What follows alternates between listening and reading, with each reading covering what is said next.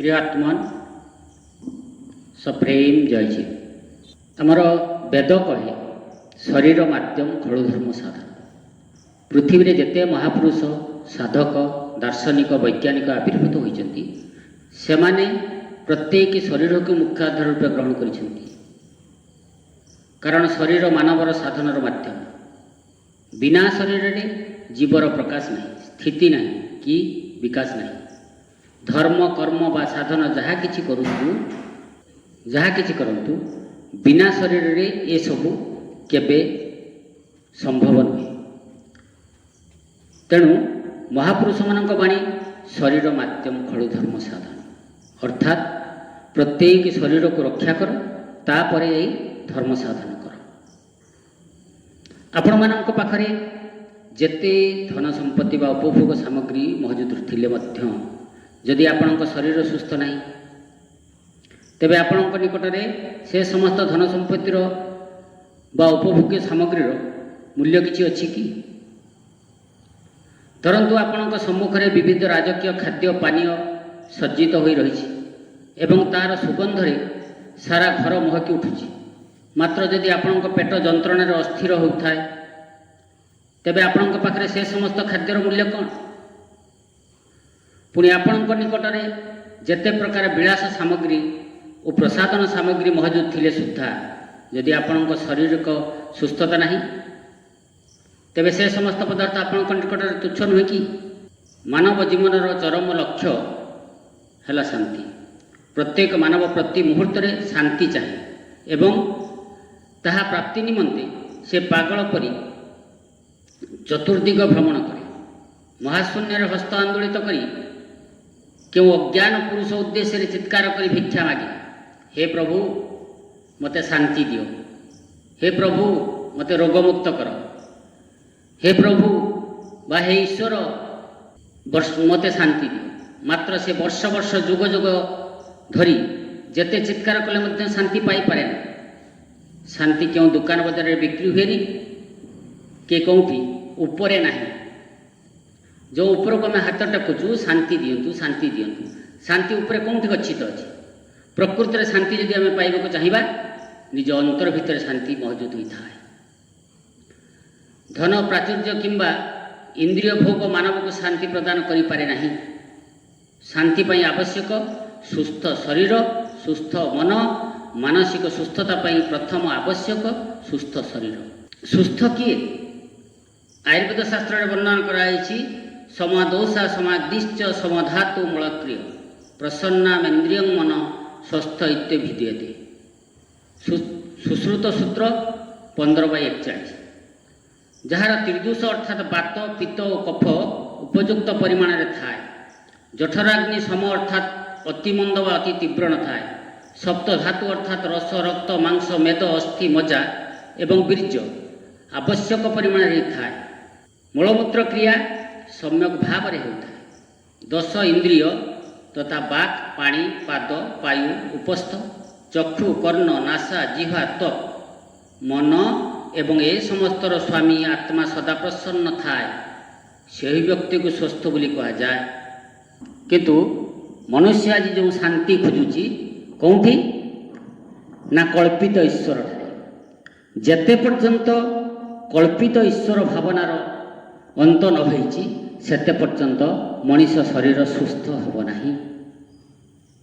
किंतु सेई कल्पित ईश्वर को निजे तैयारी करी ताको सी पूजा करुची एवं ता पाखरे आंठू माड़ी सी भिक्षा मागुची। किंतु प्रकृत देवता जो माने तांको सी पूजा करूनी शांति पाइब कौटी? तेणु सुख शांति आनंद बाहर कौटी बिक्री हो टंका देटा को किना जाई पारे ना। सुख भोग करे शरीर, सुस्थ शरीर सुख भोग करे। जेतेबेले शरीर सुस्थ अच्छी मन सेतेबेले शांत हो जाए। आनंद क्षणिक आनंद पाई आम संसार भितर पागल भरी घूरी बुलुचु, किंतु प्रकृत आनंद जेतेबेले आम खोजिबा सी होची अंतर्निहित सत्य। से आनंदमय स्थिति की गला परे जतु वाचा निवर्तन्ते अप्राप्य मनसा। जो आनंदमय स्थिति ଥରେ ପାଇଗଲା ପରେ ସେଠୁ ଆଉ ଫେରିବାକୁ ଇଚ୍ଛା ହୁଏ ନା। ସେ ଆନନ୍ଦମୟ ସ୍ଥିତି କିଏ ନା ସତ୍ ଚିତ୍ ଆନନ୍ଦ। ସତ୍ ହେଲେ ଆତ୍ମା, ଚିତ୍ ହେଲେ ତାଙ୍କର ସ୍ଥୂଳ ରୂପ, ଆଉ ଆନନ୍ଦ ହେଉଛି ସେ ଅନିର୍ବଚନୀୟ ବାକ୍ୟର୍ବହିତ। ତେଣୁ ସେହି ସ୍ଥିତିକି ଯିବା ପାଇଁ ହେଲେ ଆମେ ବାହାରେ ଦେବତାଙ୍କୁ ଖୋଜିଲେ ପାଇବା ନାହିଁ। ବାହାରେ ଯେଉଁଠି ଆମେ ରହିଛୁ ସେଠି କ'ଣ କରୁଛେ? ଭୋଗ ଲଗାଉଛୁ। କିନ୍ତୁ ଭୋଗ ଲଗାଇଲା ବେଳେ ଯେଉଁ ଦେବତା ପାଖରେ ପୂଜା କରୁଛନ୍ତି ସେଠି କ'ଣ କରାଯାଇଛି ନା ଆମର ବୈଦିକ ମନ୍ତ୍ର ପାଠ କରୁଛନ୍ତି ସତ୍ୟ, କିନ୍ତୁ ବୈଦିକ ମନ୍ତ୍ର ପାଠ କରୁଥିଲା ବେଳେ କିନ୍ତୁ ଆମକୁ ବୁଝାଉଛନ୍ତି ଉଲଟା। ବୈଦିକ ମନ୍ତ୍ରରେ ଅଛି ନା, ଆଧାରେ ଲିଙ୍ଗନାଭ ତଦୁପରି ହୃଦୟ କଣ୍ଠ ଦେଶେ ଲଲାଟେ ଦେପତ୍ରେ ଷୋଡ଼ଶାରେ ଦ୍ୱାଦଶ ଦଶ ଦଳେ ଦ୍ୱାଦଶାର୍ଦ୍ଧେ ଚତୁଷ୍କେ ବସାନ୍ତେ ବଳ ମଧ୍ୟ ଡପ କଠ ସହିତେ କଣ୍ଠ ଦେଶେ ସ୍ୱରାଣ ହଂଖଂ ଚତ୍ୱାର୍ଥ ଯୁକ୍ତ ସକଳ ଦଳଗତ ବର୍ଣ୍ଣ ରୂପಂ ନମାମି। ଆଉ ଏଇ ଯେଉଁ ବର୍ଣ୍ଣନା ମନ୍ତ୍ରକୁ ଆମେ କହିଲୁ, ଆଧାର ମୂଳାଧାର, ଲିଙ୍ଗଚକ୍ର, ନାଭିଚକ୍ର, ହୃଦଚକ୍ର, କଣ୍ଠଚକ୍ର, ଲଲାଟ ଚକ୍ର। ଦେପତ୍ରେ ଆଜ୍ଞାଚକ୍ର ହେଲା 2 ଦଳ ପଦ୍ମ, ଷୋଡ଼ଶାରେ ବିଶୁଦ୍ଧ ଚକ୍ର 16 ଦଳ, ଦ୍ୱାଦଶ ଅନାହତ ହେଲା 12 ଦଳ, 10 ଦଳେ ମଣିପୁର 10 ଦଳ, ଲିଙ୍ଗଚକ୍ର 6 ଦଳ, ମୂଳାଧାର 4 ଦଳ। ଏ 50 ଦଳ ପଦ୍ମ ଯାହା ପାଖରେ ମନ୍ତ୍ର ପାଠ କରୁଛେ ତା ଭିତରେ ଅଛି କି? ଯଦି ନାହିଁ, ଇଏ ସମସ୍ତ ଯାହା ପାଖରେ ଅଛି ସିଏ ଅଛି ଚେତନ ପାଖରେ। 50 ଦଳ ପଦ୍ମ ଧରିକି ରହିଛି କେଉଁଠି ନା ଇଡ଼ା ପିଙ୍ଗଳା ସୁଷୁମ୍ନା ଭିତରେ। ସୁଷୁମ୍ନା ଭିତରେ 50 ଦଳ ପଦ୍ମକୁ ଧରି ଯିଏ ଚେତନ ସଂସାରରେ ବିଚରଣ କରୁଛି ସେ ହିଁ ପ୍ରକୃତ ଦେବତା। ଏବଂ ଯେତେବେଳେ ସେହି ଦେବତାଙ୍କ ପାଖରେ ଭୋଗ ଲଗାଯାଉଛି ସେଠି ସେମାନେ ଯେଉଁ ମନ୍ତ୍ର କହୁଛନ୍ତି, ଓಂ ପ୍ରାଣାୟ ସ୍ୱାହା, ଅପାନାୟ ସ୍ୱାହା, ବ୍ୟାନାୟ ସ୍ୱାହା, ଉଦ୍ଦାନାୟ ସ୍ୱାହା, ସମାନାୟ ସ୍ୱାହା, ଶେଷରେ କହୁଛନ୍ତି ପ୍ରତି ଆଚମନାୟ ସ୍ୱାହା। ଇଏ ସମସ୍ତ ଫଳ ଫୁଲ ଯେଉଁ ଯାହାଥିରୁ ଯେତିକି ଚନ୍ଦନ ଘିଅ ମହୁ ଯାହାଥିରୁ ଯେଉଁ ସୁଗନ୍ଧ ବାହାରୁଛି ଏ ସମସ୍ତ ସୁଗନ୍ଧ ପ୍ରାଣ ଶକ୍ତିରେ ମିଶିଯା। କେଉଁ ପ୍ରାଣ? ପଞ୍ଚ ପ୍ରାଣରେ ମିଶିଯା ଏବଂ ପ୍ରତି ଆଚମନାୟ ଫେରି ଆସି ମୋ ଭିତରେ ଶକ୍ତି ସଞ୍ଚାର କର। ତେଣୁ ଯେଉଁ ପଞ୍ଚ ପ୍ରାଣରେ ମିଶିଲା ସେ ଏ ଶରୀର ଭିତରେ, ମଣିଷ ଶରୀର ଭିତରେ କେଉଁ ଜାଗାରେ କାର୍ଯ୍ୟ କରୁଛି ନା ହୃଦେ ପ୍ରାଣ ଗୁଦେ ପାନ ସମାନ ନାଭି ସଂସ୍ଥିତ ଉଦ୍ଦାନ କଣ୍ଠଦେଶସ୍ତୁ ଦାନ ସର୍ବତ୍ର ବିଦ୍ୟତେ। ତେଣୁ ଏ ପଞ୍ଚ ପ୍ରାଣ ଯାଇ ପଞ୍ଚ ଜାଗାରେ, 5ଟି ଜାଗାରେ ସେ ତାର ଶକ୍ତିକୁ ସଞ୍ଚରିତ କରୁଛି। କିନ୍ତୁ ଆମେ ଅନ୍ଧ ଭାବରେ ଅନେକ କଥାକୁ ବିଚାର ନ କରି ଆମେ ଖୋଜୁଛୁ ବାହାରେ, ଏବଂ ବାହାରେ ଖୋଜୁ ଖୋଜୁ ଏ ଶରୀରକୁ ସୁସ୍ଥ ରଖିବା ପାଇଁ ପ୍ରଥମେ ଆମେ ଭିକ୍ଷାବୃତ୍ତି କରୁ, ତାପରେ ଶରୀରକୁ ସୁସ୍ଥ ରଖିବା ପାଇଁ ମନୁଷ୍ୟ ଚିରକାଳ ଚେଷ୍ଟା। ସେଥି ନିମନ୍ତେ ସେ ବିଭିନ୍ନ ପ୍ରକାର ଜ୍ଞାନ କୌଶଳ ଆରମ୍ଭ କରିଛି, ଆବିଷ୍କାର କରିଛି। ବିଭିନ୍ନ ପ୍ରକାର ପ୍ରାଚୀନ ପ୍ରାକୃତିକ ଚିକିତ୍ସା ପଦ୍ଧତି ତିଆରି କରି ଆଧୁନିକ ଚିକିତ୍ସା ପଦ୍ଧତି ପର୍ଯ୍ୟନ୍ତ ଯେତେ ପ୍ରକାର ଚିକିତ୍ସା ପଦ୍ଧତି ପ୍ରଚଳିତ ସେ ସମସ୍ତ ମାନବ ଶରୀର ରକ୍ଷା ପାଇଁ ହିଁ ଉଦ୍ଦିଷ୍ଟ।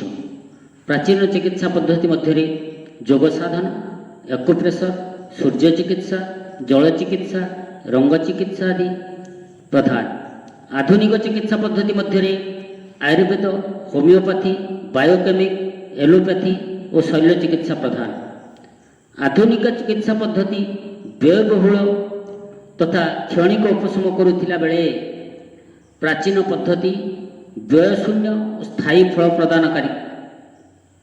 ପୁଣି ପ୍ରାଚୀନ ପଦ୍ଧତିମାନଙ୍କ ମଧ୍ୟରୁ ଏକୁପ୍ରେସର, ସୂର୍ଯ୍ୟ ଚିକିତ୍ସା ଓ ଜଳ ଚିକିତ୍ସା ଆଦି ଅନେକାଂଶରେ ଅନ୍ୟର ସାହାଯ୍ୟ ଆବଶ୍ୟକ କରୁଥିବା ସ୍ଥଳେ ଯୋଗ ସାଧନ କାହାରି ସାହାଯ୍ୟ ଆବଶ୍ୟକ କରେ ନାହିଁ। ଏଣୁ ମନି ସମାଜର ପ୍ରତିଷ୍ଠାତା ମୁନୀଶ୍ୱର ଯୋଗେଶ୍ୱର ଶିବକୁମାର ଶାସ୍ତ୍ରୀଜୀ ଯୌଗିକ ଚକ୍ରଭେଦନ କ୍ରିୟା ମାଧ୍ୟମରେ ଶରୀରକୁ ସୁସ୍ଥ ଓ ନିରୋଗ ରଖିବା ସଙ୍ଗେ ସଙ୍ଗେ ଅଷ୍ଟାଙ୍ଗ ଯୋଗ ସାଧନ ମାଧ୍ୟମରେ ଜଣେ କିପରି ମାନବ ଜୀବନର ଚରମ ଲକ୍ଷ୍ୟ ଜୀବନ ମୁକ୍ତି ବା ମୋକ୍ଷର ଲାଭ କରିପାରିବ ସେ ସମ୍ପର୍କରେ ଜ୍ଞାନ କୌଶଳ ଓ ସାଧନା ପ୍ରଣାଳୀ ମୁନି ସମାଜକୁ ଦେଇଯାଇଛନ୍ତି। ଦୀର୍ଘ 35 ବର୍ଷର ସାଧନା ବିଶ୍ଳେଷଣ ଓ ପରୀକ୍ଷା ନିରୀକ୍ଷା କରି ବୈଜ୍ଞାନିକ ତଥ୍ୟ ଦାର୍ଶନିକ ତତ୍ତ୍ୱର ସମ୍ମିଶ୍ରଣରେ ଯେଉଁ ଏକ ନୂତନ ଜ୍ଞାନ କୌଶଳ ଆବିଷ୍କାର କରି ସେ ଆମ ଆଗରେ ଥୋଇ ଦେଇଯାଇଛନ୍ତି, ସେହି ଗଭୀର ଜ୍ଞାନ କୌଶଳକୁ ଆମେ ଅନେକ ହୁଏତ ଠିକ୍ ଭାବରେ ବୁଝିପାରିବୁ କିମ୍ବା ପ୍ରାୟୋଗିକ କୌଶଳ ସମ୍ବନ୍ଧରେ ଆମେ ଦକ୍ଷତା ଅର୍ଜନ କରିପାରିବୁ, ଯାହାଫଳରେ ଆମେ ଅନେକ କ୍ଷେତ୍ରରେ ଅକୃତକାର୍ଯ୍ୟ ହୋଇ ହତୋତ୍ସାହିତ ହୋଇ ପଡ଼ୁଛୁ ଏବଂ ଆମ୍ଭମାନଙ୍କ ମଧ୍ୟରୁ ଅନେକ ଲକ୍ଷ୍ୟଭ୍ରଷ୍ଟ ଓ ପଥଚ୍ୟୁତ ହୋଇ ଯାଉଥିବାର ଦୃଷ୍ଟାନ୍ତ ମଧ୍ୟ ବିରଳ ନୁହେଁ। ଏହି ସମସ୍ତ ଦୃଷ୍ଟିରୁ ପ୍ରତ୍ୟେକ ଯୋଗୀ ଶିବମୁନିଙ୍କ ପ୍ରଦତ୍ତ ଜ୍ଞାନ କୌଶଳକୁ ବିଶ୍ଳେଷଣ ଓ ପରୀକ୍ଷା ନିରୀକ୍ଷା କରି ତତ୍ସନ୍ନିହିତ ଗଭୀର ତତ୍ତ୍ୱକୁ ସ୍ୱୟଂ ଉପଲବ୍ଧ କରିବା ଆବଶ୍ୟକ, ଯାହାଫଳରେ କି ସେମାନେ ସମାଜ କଲ୍ୟାଣ ସାଧନ କରିବା ସଙ୍ଗେ ସଙ୍ଗେ ଆତ୍ମକଲ୍ୟାଣ ସାଧନ କରିପାରିବେ। ଆମ ଶରୀର ଏକ ସ୍ୱୟଂଚାଳିତ ଇଞ୍ଜିନ୍ ଏବଂ ତା'ର ସ୍ୱୟଂଚାଳକ ଆମେ ନିଜେ। ଯେପରି ଜଣେ ମିସ୍ତ୍ରୀ ମରାମତି କରୁଥିବା ଇଞ୍ଜିନ୍ର ପ୍ରତ୍ୟେକ ଯନ୍ତ୍ରାଂଶର ଗଠନ ଶୈଳୀ, ତା'ର ଆବଶ୍ୟକତା ଓ କାର୍ଯ୍ୟକାରିତା ସମ୍ପର୍କୀୟ ଜ୍ଞାନ ତଥା କେଉଁ ଯନ୍ତ୍ରାଂଶ ଅକର୍ମଣ୍ୟ ହେଲେ ଇଞ୍ଜିନ୍ର କ'ଣ ଅସୁବିଧା ହୁଏ ତତ୍ସମ୍ପର୍କୀୟ ଜ୍ଞାନରେ ଯଦି ସେ ଦକ୍ଷ ନୁହେଁ, ତେବେ ସେ ଇଞ୍ଜିନ୍କୁ ସଫଳ ଭାବେ ମରାମତି କରିପାରିବ ନାହିଁ। ସେହିପରି ଆମ ଶରୀରକୁ ଇଞ୍ଜିନ୍ର ସମସ୍ତ ଯନ୍ତ୍ରାଂଶ ସଞ୍ଚାଳନ ପାଇଁ ଇନ୍ଧନ ଅର୍ଥାତ୍ ପ୍ରାଣ, ସରଳ ଓ ସହଜ ଗତି ପାଇଁ ସରଳୀକରଣ ପଚ୍ଛଳ ପଦାର୍ଥ, ଯାହାକି ସମ୍ବନ୍ଧରେ ଆମେ ପରିଚୟ ପାଇନୁ, ସେ ହେଉଛି ଆମର ଶରୀରରେ ଥିବା ହର୍ମୋନ୍ ଓ ତା'ର ବିଷୟରେ ଆମର ଗଭୀର ଜ୍ଞାନ ରହିବା ଆବଶ୍ୟକ। ଏବଂ ପରବର୍ତ୍ତୀ ପର୍ଯ୍ୟାୟରେ ଆମେ ଶରୀରର ମୁଖ୍ୟ ଯନ୍ତ୍ରାଂଶ ବିଷୟରେ ଆଲୋଚନା କରିବୁ। ସପ୍ରେମ ଜୟଜୀ।